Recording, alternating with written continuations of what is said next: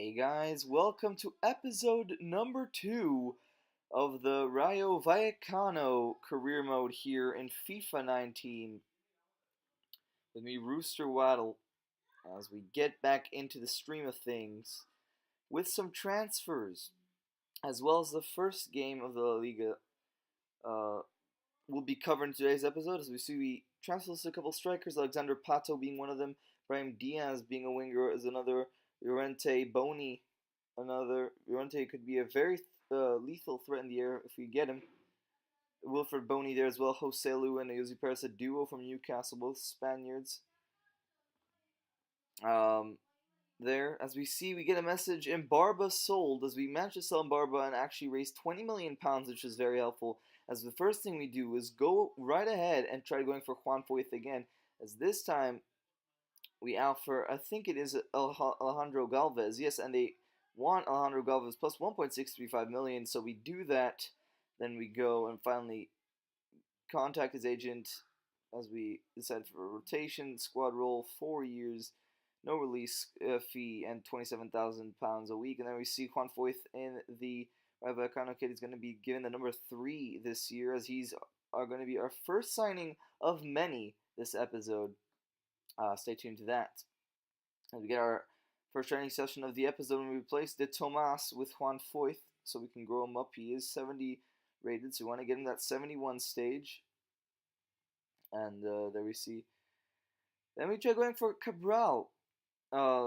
So Cabral was a bit of a hard one, as we offered 5 million, pretty sure, and they decided to play hardball. They did not want to accept that, and it's fine. We'll go for him later if we ever need, because we know we can contact them later on. So we'll see if we could, if we'll pull that offer later on in the series, because he is an exciting prospect. So, and very rapid. So it's important for a player like that to be in the league, especially for a newly promoted team. As there we see that we get the scout report back for Brahim Diaz as we check that out. And there we see Brahim Diaz's stats as we try going for the Man City starlet, the young Spaniard, and we offer them their. They accept the deal. Pep Guardiola, I think it was 1.6 million that we offered. I'm not really sure. And there we go. Rotation, 5 years, contract length, no release clause, £16,000 a week plus a goal fee, and he becomes our second signing of the year. And we see him in the Rayo Vallecano kit. Wilfred Boni there, we analyze his statistics as we compare him to the Jose Perez in front of Llorente. And because he's got that back-to player trait, I thought, why not go for him? Because we need that physical prowess in the striking role, and we might be able to reignite his career. You know, his career kind of stopped at Swansea when he came back after he came to City. So we offered for him. They accepted for the 76 rated 29-year-old, and then we sat down with him. He wanted a crucial, and I was thinking, well, should we give him crucial? And I was like, okay, at the end, because he's going to play a lot of games this year, we can allow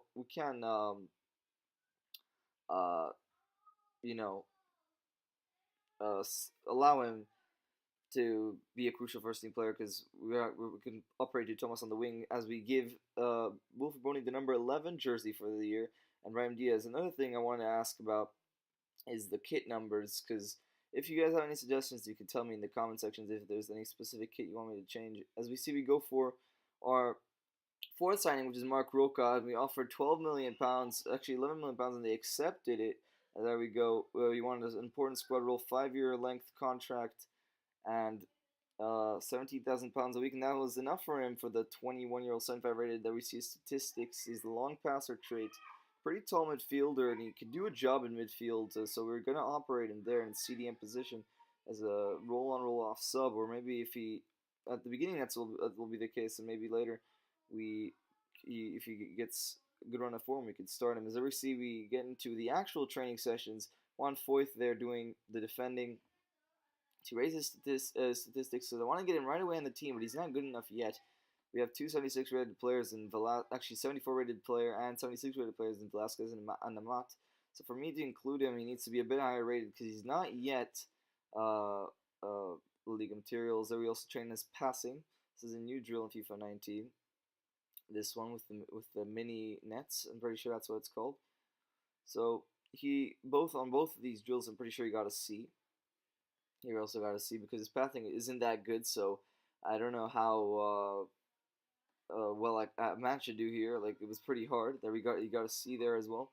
And then go to the Jose Pozo and the one-on-one drill where you need to dribble the keeper and get through on goal and dribble past him and score. And there he got an A, so that was good. And then the next one was Jose. It was Medran who, as we see there, also got an A brilliantly. He's one of our most technical players. We saw that in the finals.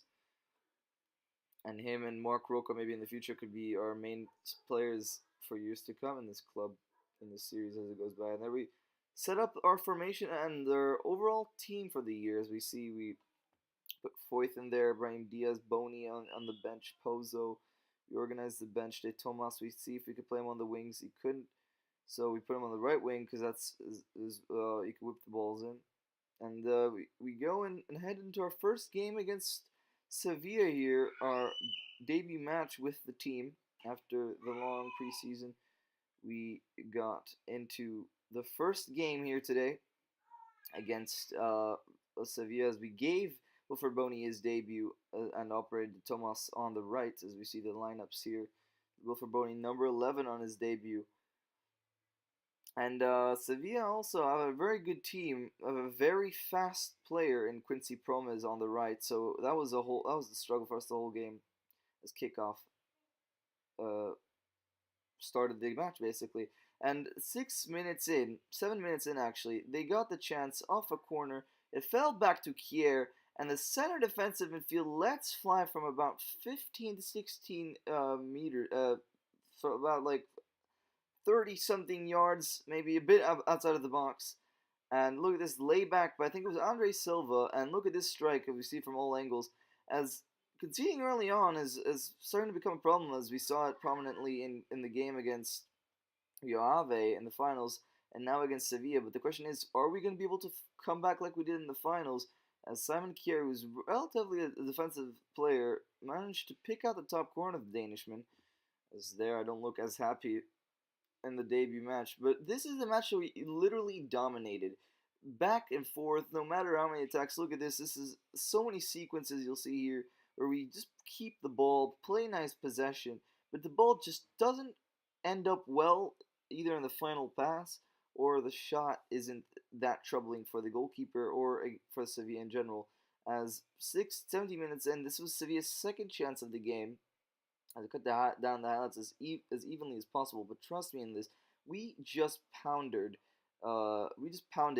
Sevilla. We in possession and everything. We try to get combinations plays. We try to get Wilfred Boney isolated there, as he's a strong man. He isn't fast, but to use his physical presence, we tried getting him isolated, but that didn't really work. But see, we keep possession, win the ball back, and that's what they want to build here with Rayo Vallecano, because they're not too fast-paced team until we get that pace. We want to play possession-based football, and then obviously a couple days ago I read that Frank de Boer, when he came to Crystal Palace, he tried playing possession football, and look where that gave him. He got sacked after a couple of weeks into the job. But we're here dominating the possession, and we want to show that we are a team that are willing to stay up. As there we get another chance again, and a couple minutes later, look at this, same chance again, but Moreno just couldn't line up the shot, and then ball falls back to us again, and we played around as we always did in this first half against Sevilla. 33 minutes and another chance for us, and when I'm saying I'm trying to make this as even as possible, I'm being honest. As Edwin Kula gets the shot, but blocks again by Sevilla. And the defense just won't let in, as more possession by us as we try creating space. See there, Trejo, Ryan Wilfred Boney, who got on his right foot, got on his left, and for the debut striker, got his first shot gone off target, and you see him there a bit disappointed. I wanted to get there. I wanted to get his influence on the match. I want to get his influence in the highlights today, because he is obviously our main man at 1-0. Up front. And that was halftime. Very easy or simple first half for Sevilla, but for us a little bit more difficult. We tried puncturing the Sevilla defense. It just wouldn't go. As the second half starts here, let's see if anything was different here. As the first highlight actually falls to Sevilla, and this is one of their actual only attacks of the game, as the shot comes by Jesus Navas. We all know that he only has pace in the locker. he might be a good player in the future to get just for pace and to create chances, but his shooting isn't that good as he tried to get a volley with his left foot. That didn't really work out. Wilfred Boney, great hold up play by the striker there as he plays a 1-2. And the ball, a great idea by him to find Trejo, but Vaclik had other ideas in goal and picked out the chance before he can get. But again, we intercept the ball. As I told you, most possessions are as Trejo's through again, and again the final ball, as I said before, wasn't good enough by Wilfred Boney. As we decided to, like 60th minute, to change the formation, we needed two players up front. I wanted to bring the Thomas up because he isn't fast enough on the wing, and I learned that. So I brought it up to a 4-2-2-2, and or 4-4-2 attacking. And we switched Imbula, who's a CDM, playing as a CDM, for Jose Pozo. As I was looking at Diaz, maybe saying, should I bring him on? But Jose Pozo was higher rated and a bit more technical, and he was he was a cam who is right-footed. So I decided to go for that former Man City starlet in comparison to Brahim Diaz. We get another chance here by Kakutas. I just try to create space. See, I tried dragging players out of position. Medran got the ball. Trejo, as we just couldn't find space. Look at how they're just closing down every section. I tried creating space here with Pozo, just didn't work. The ball whipped in, and Wilfred Boney not being that tall, but having incredible jumping stats and strength stats, managed to get there. But that it was poor, and Vetchik easily caught that. 25 minutes in, Jesus Navas runs down the wing and ball in. Look at this, back and forth into the path off the post, and Peterson makes it 2-0 and crushes the dreams of Rayo Vallecano getting any chance to get back into this match. Ball came off the post from Quincy Promes and a nice finish on the open goal on the roof of the net. No chance for Alberto in net. Jose Pozo, who just came on at a lapse in concentration, lost his man. And, you know, if I tell you I was disappointed, I was very disappointed because, again, most of the attacks were ours. And to see the game be thrown away the way it was here was very disappointing. As in the 76 minutes, we brought on our new number 14, Brahim Diaz, for his debut. Just because we wanted to see how we could do. It's 2-0 down, you know, we needed some bright response. And who else than the technically gifted Brahim Diaz? As another shot, 83rd minute comes, and for some reason Alberto didn't catch it and gave me a heart attack. As Advincula with a nice little turn there found Pozo, and we went into the counter attack. The ball was through to Boney.